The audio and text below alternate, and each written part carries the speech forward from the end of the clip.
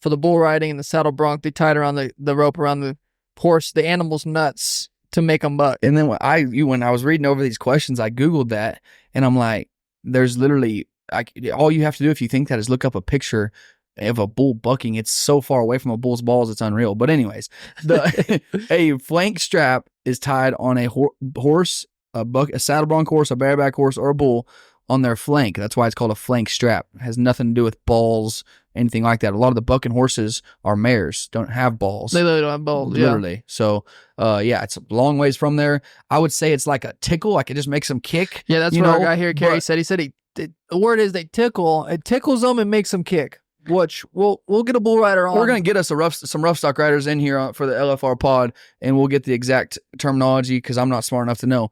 But I do know one thing: it's a long ways from their balls. Glad we can clear the air on that because that's I'm a feeling that a lot more people wanted to know that than any other thing we've talked about. Really? I feel like that's gonna be the number one. Number one question you get is that, and then does it hurt the calf?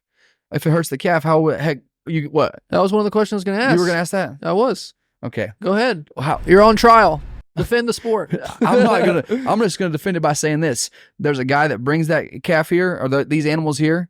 He can't make, if something happens, he can't make money. He makes money off of the well-being of those animals. True. Those animals are better taken care of than most kids in the world. I mean, even in the United States, I promise you, there's kids that don't get as good a care as, from grandparents to kids to homeless. These animals are very, very, very well taken care of. They are the pride and joy of these stock contractors, is what we call them. Money talks. There are stock contractors who their livelihood is based on the calf's health, not getting injured, and performance. Okay. Yes, which takes me to this. Stock contractors that bring the animals here make their money off of the well-being off those animals. Us as competitors, if an animal gets injured, first off, we don't want that for anything. But just out of the well-being of the animal. But thirdly, we can't. Even if there was a piece of shit human that wanted to hurt an animal is competing in the rodeo, you can't win if the animal gets injured. You cannot win anything. So we're here to win money. We put all this money and all this time and all this energy into being here, practice and preparation. If something happens to that animal, we can't win anything. Why the heck would we do that? Even if you're the worst person in the world, you would never want that. That's not. So yes, has animal got hurt at a rodeo? Of course. It's one in however many, not very many. If it was, there wouldn't be stock contractors. There wouldn't be competitors because we wouldn't be able to make money if the animal gets injured.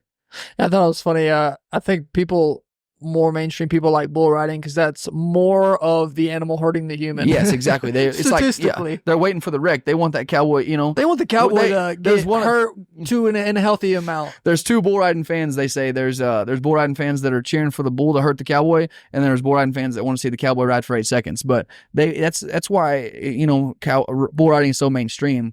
Is because no one's worried about, some of them you get the question about their balls or whatever, but no one's worried about that bull getting hurt because they're worried that it's hooking the bullfighter, and it's, such a big, strong animal. I mean, 2,000 pounds, but yeah.